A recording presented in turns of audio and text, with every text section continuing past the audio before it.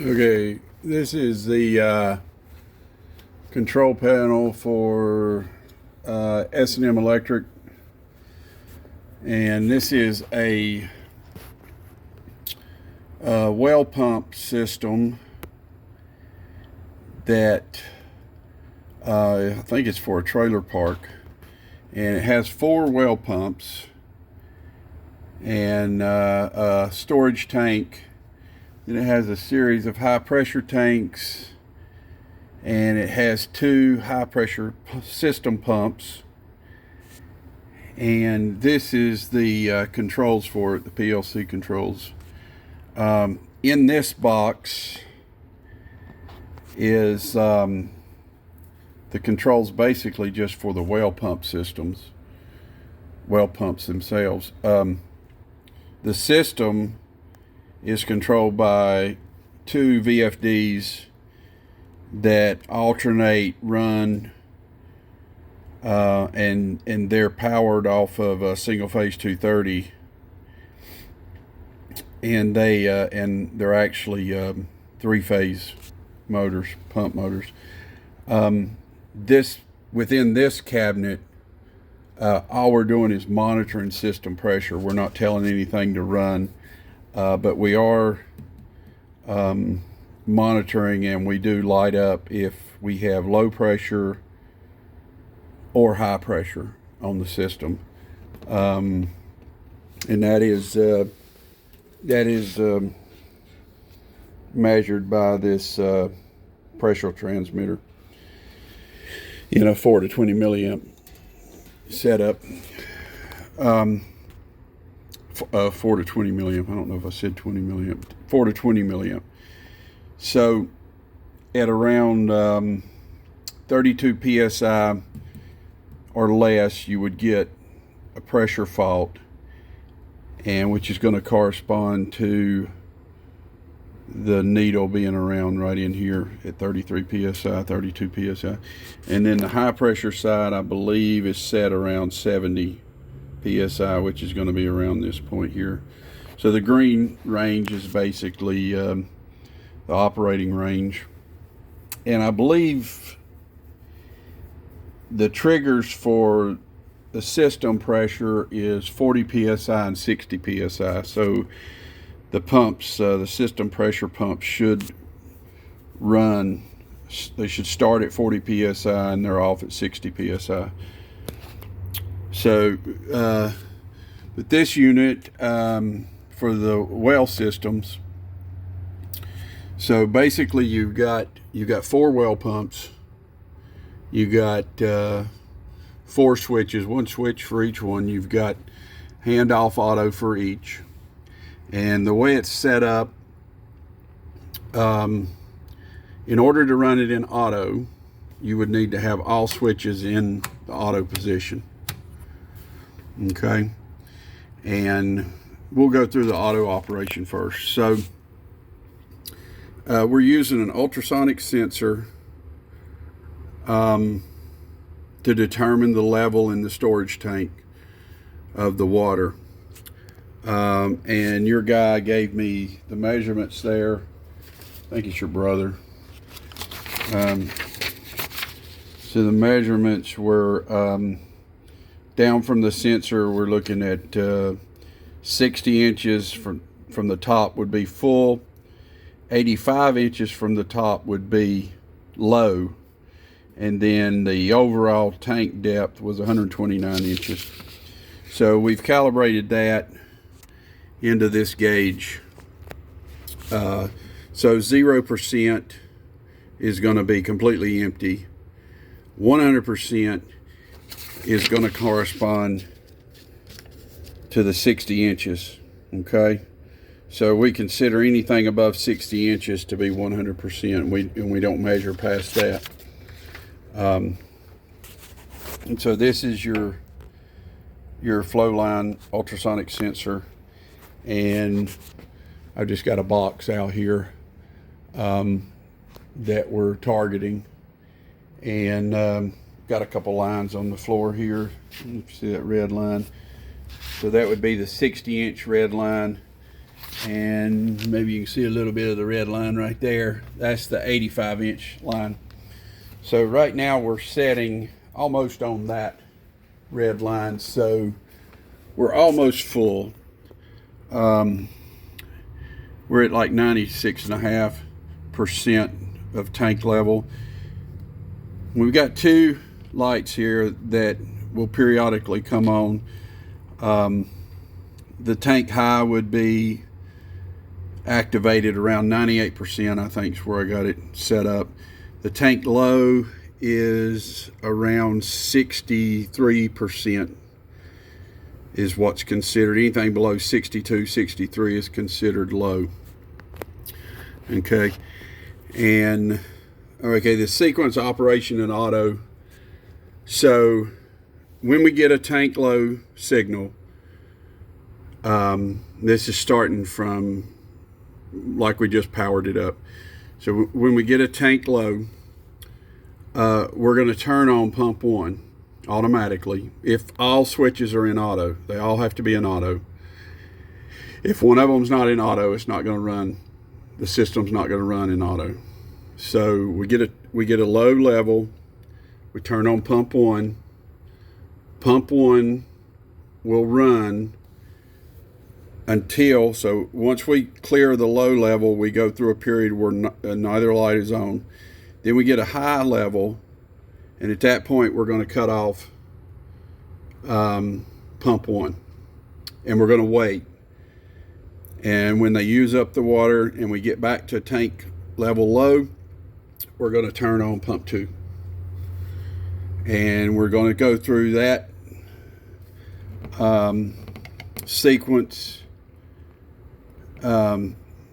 forever, basically. So there's some caveats to it that I'll explain, but I'll go ahead and start testing it here. So we're at 96.5% full. So we want to move the box farther out, which would mean your water level's dropping. So I'm going to slide the box back here. And these ultrasonic sensors can be a little bit particular. They don't like sudden movements and that kind of thing. So now we're at, I moved it a little bit, and we're at 85%. So I'm going to move it a little bit more.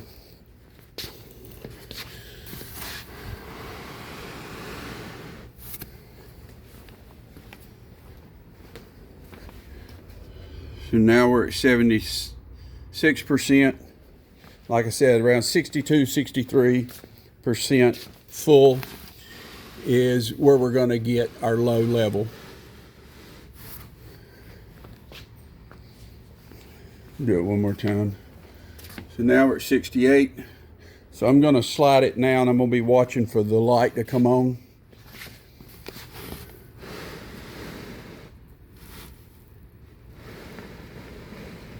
Okay, so the light came on. So we hit low level. You see the light's on. We're at 61%. The number 1 pump is running. Okay. So now we should be filling the storage tank. So we're going to start sliding back, slide the box back like we're filling it. So I moved it about 5 inches or so. So now we're at 71%, and we're no longer in the low tank level. Okay, we're still running though, because we hadn't hit the high level.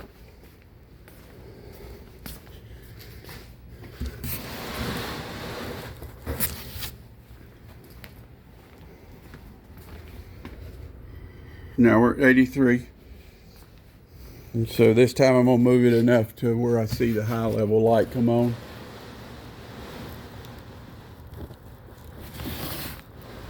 And like I say, that is at 60 inches from the sensor. Okay, just come on. You can see our target down there. We're right on the red line. So the high level light came on.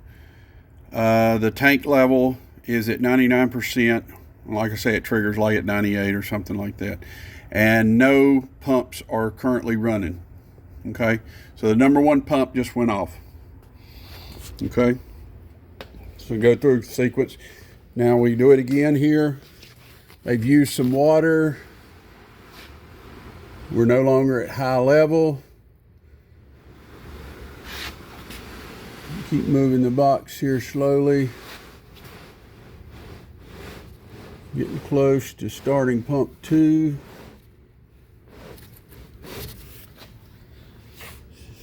A couple more inches here. There we go. So, I don't know if you can see it, there's a red line right there. So now we're at low level. We're at 62%. Number 2 pump is on. So it just keeps doing this, and it'll run this cycle, then it'll go to 3, go to 4, and then back to 1. Okay. So now,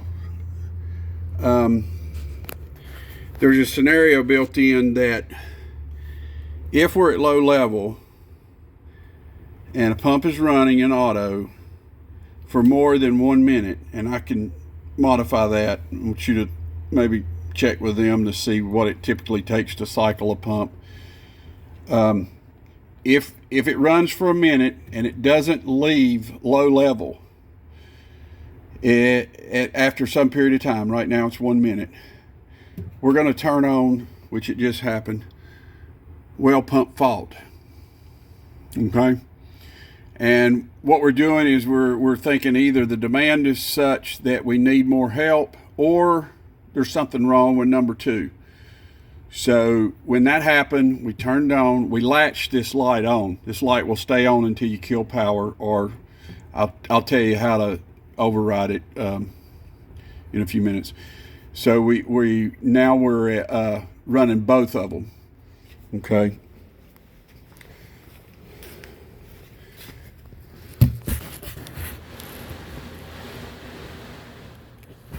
So now, okay, we're still running both of them, but we've cleared low level. We're at 73%. So we're going to keep running both of them until we get the high level. Okay.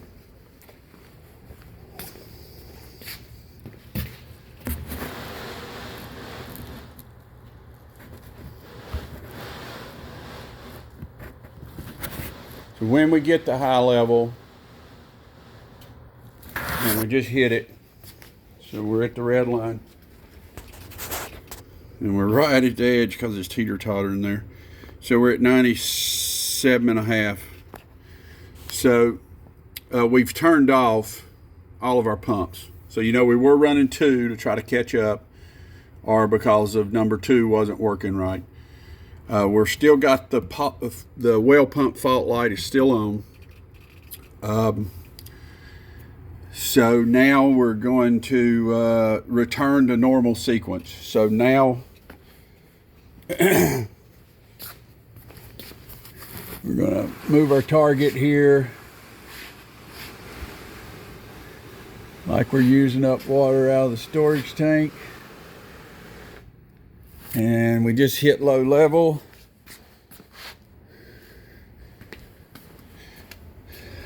And now number 4 started, because we just ran number 2 and number 3 during that period of low. And we're at about 60% full. Like I said, we can adjust that. I don't know how long they should run, but we need to try to figure it out so we don't have to change anything.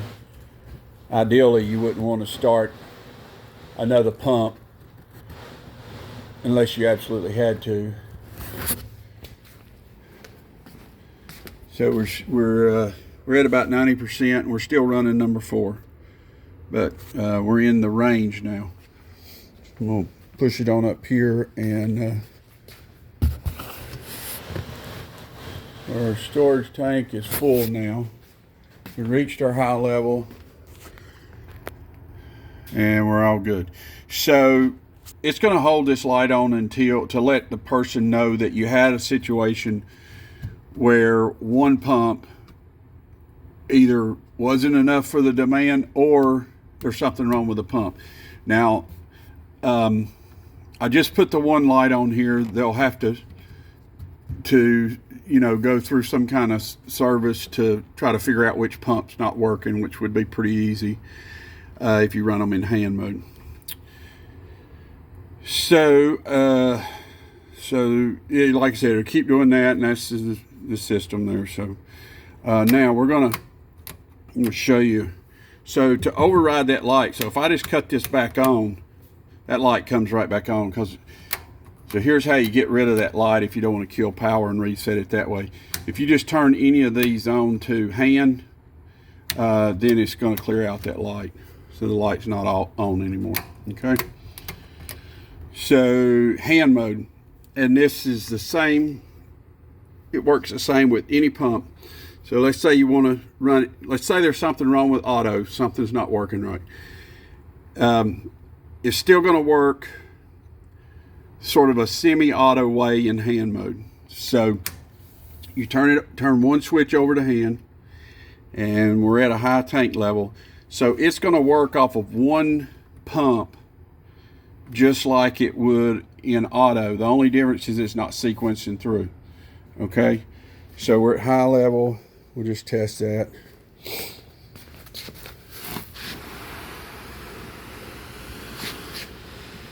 I'm just going to go ahead and pull it here, and we've seen all that stuff before, so.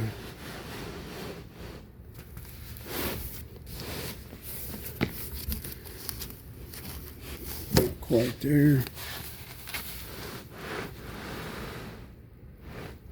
There we go. So we cleared our red line there. So, yeah, we're right at 62.5. And you can see that in hand mode we turned on our pump. Okay.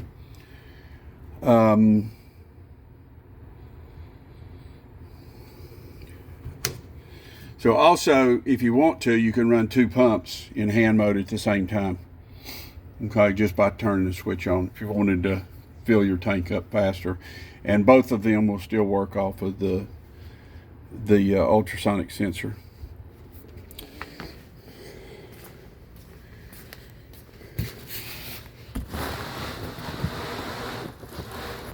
So we're filling up the storage tank, almost to high level. And there we go. So you can see we're at high level now, 98%. Both of them are off. And then it'll cycle again. If you wanted to turn one of them off and leave the second one on and cycle back through it, it would just keep working that way. And that's about it on the operation. I think I told you that 0% is empty. The tank is empty. 100% is not the top of the tank. It's 60 inches down from the top of the tank. Okay, or 58, something like that. So, but the gauge is set up. The ratio that I use is set up to just look at the top. Anything above 100%, which it's full at 100%, whether it's 60 inches from the top or whether it's 2 inches from the top. That's how I got it set up. Yeah, system pressure, I told you about that. So inside, so what we did, and I got not quite finished. I got to button this up, but basically, oh yeah, it runs off of 230 volts single phase. I wanted these definite purpose contactors to send out 230 volts to those power supplies in the well pumps because of the distance for voltage loss purposes. So this is 230 volts single phase is what you feed it with. And we're isolated from the definite purpose contactors through relays. So the PLC is driving the relays are driving the definite purpose contactors for isolation purposes. So this is a Siemens logo, running off of 24 volts DC is the operating power of the logo. This is an expansion module with inputs and outputs. This is an expansion for analog inputs, which analog inputs, of course, would be the ultrasonic sensor and the pressure sensor. And this is analog output, which runs those panel pilot meters. That's a power supply, circuit breaker. Red terminal blocks are 24 volts DC, black ones are 0 volts DC. All the little wires hanging there are the ultrasonic sensor. It has 4 relays built into it, but we're not using the relays. We're using strictly the 4 to 20 milliamp. So you probably, there's a shield wire for the ultrasonic sensor. I'd probably hook that up. Expect your cable running out there to your existing ultrasonic sensors probably got a shield in it. I would hook that up, and it hooks up to this white wire right here. Okay, trying to get my phone to focus. This red wire is your actual 4 to 20 milliamp back from the ultrasonic. The red wire here is 24 volts out to the ultrasonic. Black is coming back with the 4 to 20 milliamp signal. Same thing here with the pressure sensor. This black one, this red one, same scenario. Like I said, I really like the Siemens logo. It's really, I'll show you what the program looks like. They have this function block set up, and you can do a project either in function blocks or ladder logic. And that's the whole project in function blocks. And you can just toggle between ladder logic and function blocks. And both, you know, one way has an advantage over the other, but each one, I mean, it's just preference. But at some point, a PLC program gets so big, it's hard to do it with function blocks. This one was getting pretty close to that, where I was going to have to go back to ladder logic on it. But it's just sort of a graphical way, sort of in between a wiring diagram and ladder logic is what function blocks are. So, but Siemens is always great. It's really easy to do analog with Siemens. The bad thing about Siemens is there's no way to program it without being connected to it. I mean, you can't download to anything and then just upload it. You have to be like this. I'm hooked up on an Ethernet cable to this PC here.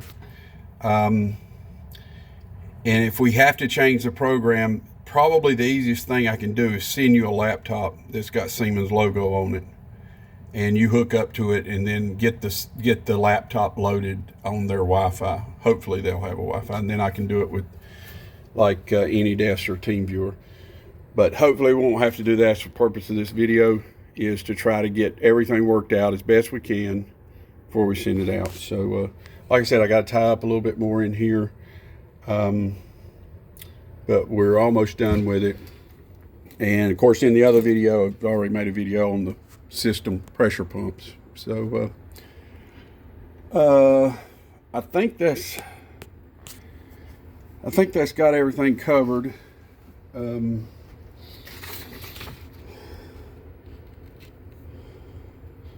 Yeah, 33 psi